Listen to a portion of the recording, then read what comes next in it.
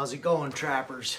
I have a little trapping tip that I'm going to show you here on my bench in a couple of minutes. But before I got started, I just want to show you two apparel headwear products I'll be coming out with this year. I'm working on getting a website, and hopefully I have that done before the PTA rendezvous in June. But if I don't, these are going to be available at the PTA rendezvous in June, Shippensburg, PA.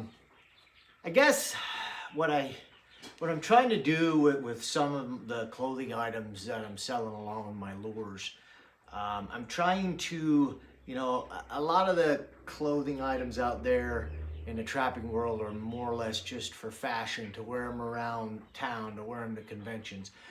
I want to kind of offer more trap line ready type gear. And the first item is going to be a waxed cotton hat, dark brown color. It looks super cool to me. These waxed cotton hats are nothing new, but they shed water. They're fairly waterproof. And it's, especially in the East, Eastern trappers deal with a lot of wet weather conditions, and you're out there remaking sets a lot of times and working in the rain, and in the fall or fall of the year or really early winter, when you're still wearing a baseball type hat. I just think these wax cotton ones, people are just gonna love them on the trap line. And like I said, they're really nice looking too. I think they're really stylish. But that's that. The other item, which I think is going to be a very useful cap for the trap line. Everybody that's, goes out, leaves in the morning to check their line, a lot of times it's dark out, and you really don't need a headlamp for the first couple sets of the day if you're going to run most of the day. But a hat that has light capability. And this hat here, as you can see, has a hat under the brim that'll shine where you're walking, or at the set, and then it has in the front of the brim, or you can turn both the lights on.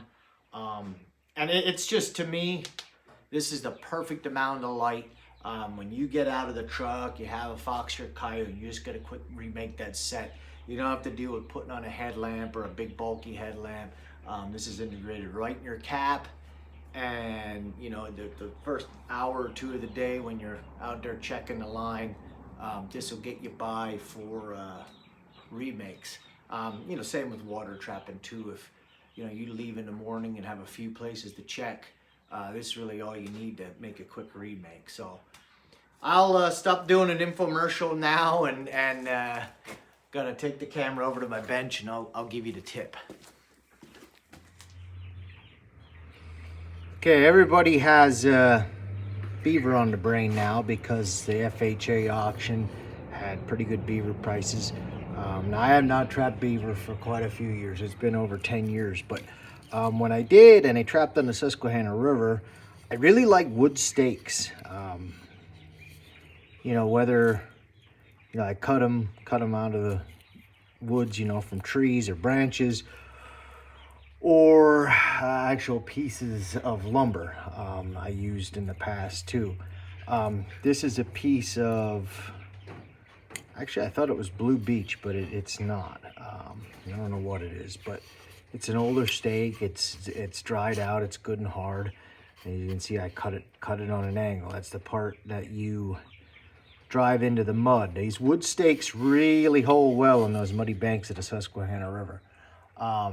In my opinion, they held, that the suction really sucks them in there, and they hold a heck of a lot better than a rebar stake, and way better than a disposable, unless you get really, really deep.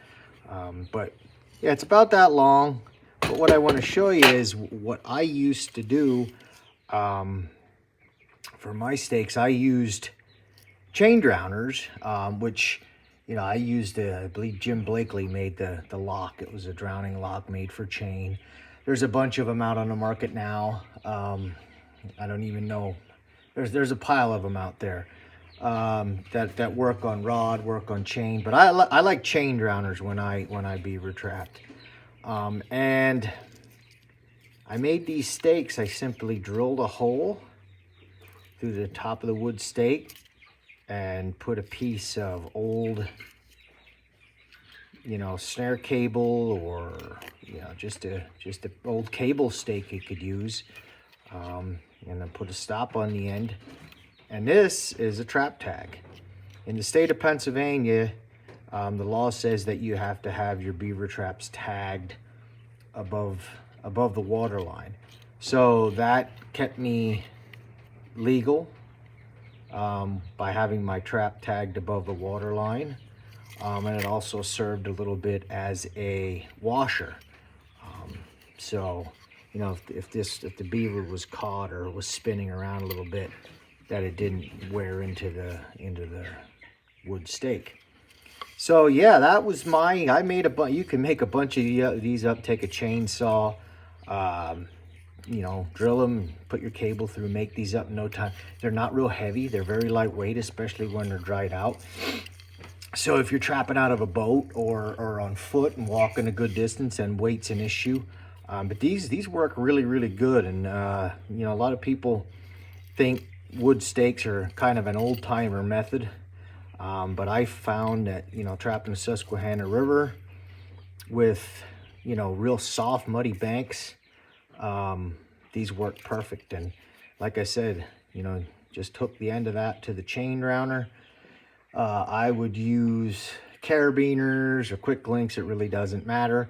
I would always keep my drowning lock on the end of my trap, and then just slide it over the chain, then hook onto there. And your tag, I have a tag on my trap, and then also had a tag up on the stake. So yeah, pretty simple, but like I said, it's something that worked really good for me back when I beaver trapped, and thought maybe with people chasing beaver now, you guys and girls may be able to use this tip. So till next time.